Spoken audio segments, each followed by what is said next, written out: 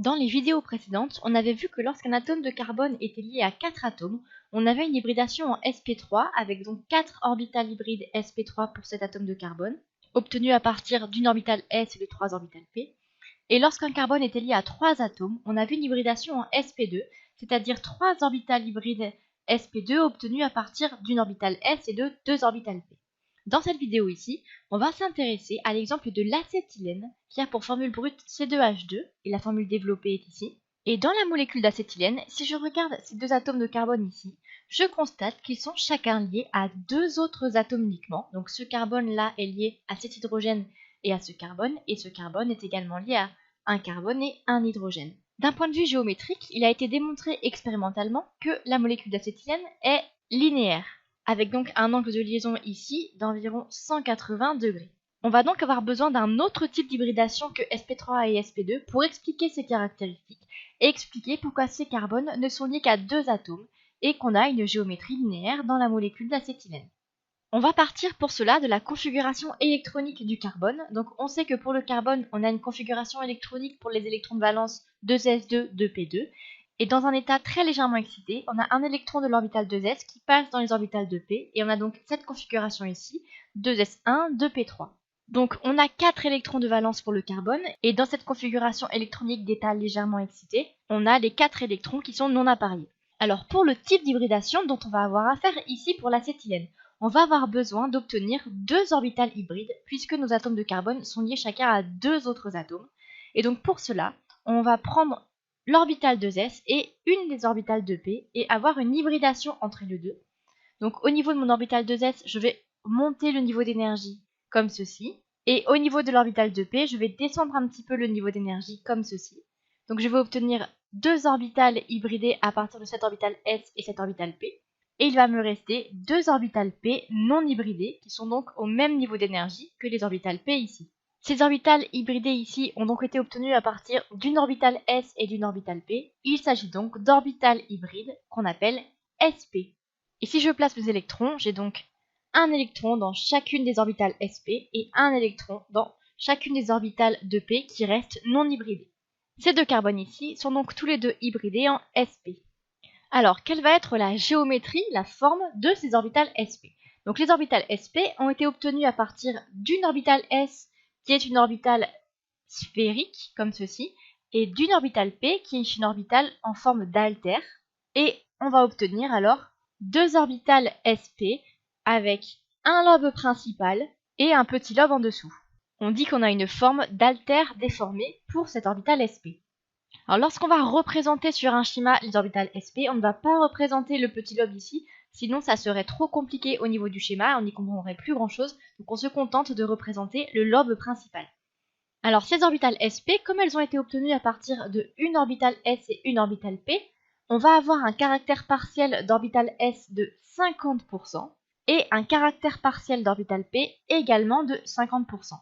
Donc par rapport aux orbitales hybrides sp2 et sp3 qu'on a vu dans les vidéos précédentes, ici on a une contribution de l'orbitale s qui est plus importante. Ici on a 50% de caractère partiel d'orbitale s, alors qu'on avait 25% pour les orbitales hybrides sp3 et 33% pour les orbitales hybrides sp2.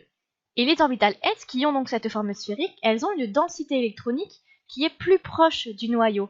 Ce qui signifie que au niveau de la forme de l'orbitale sp ici, ce lobe principal, il va être plus proche du noyau que celui qu'on avait pour les orbitales sp2 et sp3, avec donc une densité électronique plus proche du noyau, un lobe plus court, ce qui va avoir une influence sur la longueur des liaisons qu'on va pouvoir former à partir de ces orbitales sp. Et globalement, on peut dire que plus le caractère partiel d'orbitale s est important dans une orbitale hybride, plus la longueur de liaison qui va en découler va être courte. Plus on a la densité électronique proche du noyau, plus on va avoir besoin de rapprocher les atomes pour avoir un recouvrement entre les orbitales, et donc plus la longueur de liaison qui en découle va être courte. On va maintenant pouvoir dessiner la molécule d'acétylène avec les orbitales au niveau des atomes de carbone et d'hydrogène. Donc je vais redessiner la formule développée ici. Donc j'ai un hydrogène, deux atomes de carbone liés par une triple liaison et un autre hydrogène. On va commencer par ce premier atome de carbone ici. Je dessine ici. Donc cet atome de carbone, on l'a vu, il est hybridé en sp, ça signifie qu'il va avoir deux orbitales sp et deux orbitales p non hybridées. Donc on va commencer par dessiner ces orbitales sp, donc avec seulement le lobe principal, la première comme ceci, et la deuxième est située en fait dans le même axe, donc les deux orbitales sont situées sur le même axe, avec donc un angle entre les deux orbitales de 180 degrés. On a également deux orbitales p qui sont non hybridées, donc la première orbitale p, elle est comme ceci, donc elle est également dans le plan de l'écran ou de la feuille, mais selon un axe perpendiculaire à celui qui porte les deux orbitales sp ici. Et la deuxième orbitale p, non hybridée, elle est perpendiculaire au plan de la feuille, avec un lobe qui pointe vers l'avant de la feuille ou de l'écran, et un lobe qui pointe vers l'arrière. Si je remonte à la configuration électronique, je vois que j'ai un électron dans chacune des orbitales sp et un électron dans chacune des orbitales p. Donc je vais représenter ces électrons. Donc j'en ai un dans cette orbitale sp et un dans cette orbitale sp, et j'en ai donc un dans l'orbitale p ici et on va dire un dans l'orbitale p ici. Voilà pour le premier atome de carbone. Je vais dessiner maintenant le deuxième atome de carbone qui a donc également une hybridation en sp, donc c'est exactement la même chose. J'ai mon atome de carbone ici, je vais représenter d'abord les deux orbitales sp selon le même axe et la première orbitale p dans le plan de l'écran selon un axe perpendiculaire aux orbitales sp et la deuxième orbitale p perpendiculaire au plan de l'écran ou de la feuille avec un lobe qui pointe vers l'avant et un lobe qui pointe vers l'arrière. Au niveau des électrons, j'ai donc un électron de valence dans chacune des orbitales sp et un électron dans cette orbitale p et un électron dans cette orbitale ici.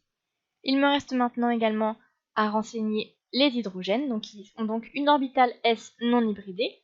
Je vais les mettre en violet. J'ai donc un hydrogène à côté de cet atome de carbone ici, donc avec son orbitale s non hybridée et son électron de valence, et un autre ici avec également son orbitale s non hybridée et son électron de valence. On va s'intéresser maintenant au recouvrement qu'on a entre les différentes orbitales. Donc ce qu'on voit, c'est que on a des recouvrements axiaux entre les orbitales sp et les orbitales s de l'hydrogène, donc un recouvrement axial ici, ce qui signifie une liaison sigma, et un autre recouvrement axial du même type avec l'autre carbone, et également un recouvrement axial entre les deux orbitales sp entre les deux atomes de carbone. J'ai donc trois liaisons sigma dans ma molécule d'acétylène, et je les retrouve sur ma formule développée, donc la liaison carbone-hydrogène ici, l'autre liaison carbone-hydrogène, et une des liaisons carbone-carbone représentée ici est une liaison sigma. Je retrouve bien mes trois liaisons sigma de ma molécule d'acétylène. Ensuite, on a vu dans la vidéo sur l'hybridation sp2 qu'on pouvait également avoir un autre type de liaison lorsqu'on avait un recouvrement latéral de deux orbitales. Et ici, on a un recouvrement latéral entre ces deux orbitales p au-dessus et en dessous de la liaison sigma, et également un recouvrement latéral entre les deux autres orbitales p, à l'arrière du plan et à l'avant du plan. Et on avait vu dans la vidéo précédente que lorsqu'on avait un recouvrement latéral entre deux orbitales, on obtenait des liaisons qu'on appelle des liaisons pi. On a donc deux liaisons pi dans la molécule d'acétylène qui correspondent aux deux autres liaisons carbone-carbone que j'ai dans ma formule développée ici, et qui sont donc dues aux recouvrements latéraux des orbitales p qu'on a sur chacun de nos atomes de carbone. On avait vu également que lorsqu'on avait une liaison pi, le fait qu'on avait un recouvrement ici à la fois au-dessus et en dessous par rapport à la liaison sigma, et également dans ce cas à l'arrière et à l'avant du plan, bloquait la libre rotation autour de la liaison carbone-carbone. Donc tout comme le cas de l'éthylène, dans l'acétylène, il n'y a pas de libre rotation autour de la liaison carbone-carbone à cause de la présence de liaison pi. Donc quand on a une triple liaison, ça signifie qu'on a une liaison sigma plus deux liaisons pi. En ce qui concerne la longueur de la liaison carbone-carbone ici, expérimentalement, on peut déterminer que cette longueur de liaison, elle est d'environ 1,20 angstrom, qui est donc inférieur au 1,34 angstrom qu'on avait pour l'éthylène et inférieur au 1,54 angstrom qu'on avait pour l'éthane. Et ça, une manière de l'expliquer, c'est comme on l'a vu tout à l'heure, de voir le caractère S partiel de 50% pour cette orbitale sp, qui est plus important que pour l'orbitale sp2 et sp3, avec donc une densité électronique plus proche du noyau que pour les orbitales sp2 et sp3, et donc les atomes de carbone qui doivent être plus proches pour que les orbitales puissent se recouvrir et qu'on puisse avoir cette liaison sigma qui se met en place ici. On va écrire la formule développée une dernière fois pour pouvoir analyser en termes de nombre stérique. Si je cherche à déterminer le nombre stérique pour cet atome de carbone ici, je vais avoir, donc c'est la somme du nombre de liaisons sigma. Donc là, le nombre de liaisons sigma, on a vu qu'on avait une liaison sigma carbone-hydrogène et que l'une de ces trois liaisons ici est une liaison sigma. On a donc deux liaisons sigma pour ce carbone. et on n'a pas de doublet non liant. On a donc un nombre stérique de 2, ce qui signifie qu'on va avoir 2 orbitales hybrides pour ce carbone, ce qu'on a bien vu juste avant avec ces 2 orbitales sp. Et on a la même chose pour cet autre atome de carbone, donc ils sont tous les deux avec un nombre stérique de 2 et donc tous les deux hybridés sp. On va voir un dernier exemple d'utilisation du nombre stérique pour déterminer le degré d'hybridation.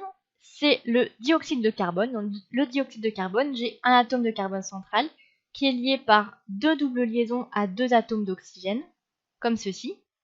Donc si je cherche à déterminer le nombre stérique pour cet atome de carbone, je sais que lorsque j'ai une double liaison, ça signifie que j'ai une liaison sigma et une liaison pi. J'ai donc une liaison sigma avec cet oxygène et une liaison sigma avec cet autre oxygène. J'ai donc 2 liaisons sigma. Et je n'ai pas de doublet non liant au niveau du carbone. J'ai donc un nombre stérique de 2, ce qui implique que ce carbone est hybridé en sp, qu'il a donc 2 orbitales hybrides sp. Et d'un point de vue méthode VSEPR, j'ai des configurations pour ces 3 atomes de carbone, pour l'acétylène et pour le dioxyde de carbone type AX2, ce qui signifie que je vais avoir une géométrie linéaire, avec donc des angles de liaison de 180 degrés pour la molécule d'acétylène et pour le dioxyde de carbone, ce qui est bien ce que j'observe expérimentalement.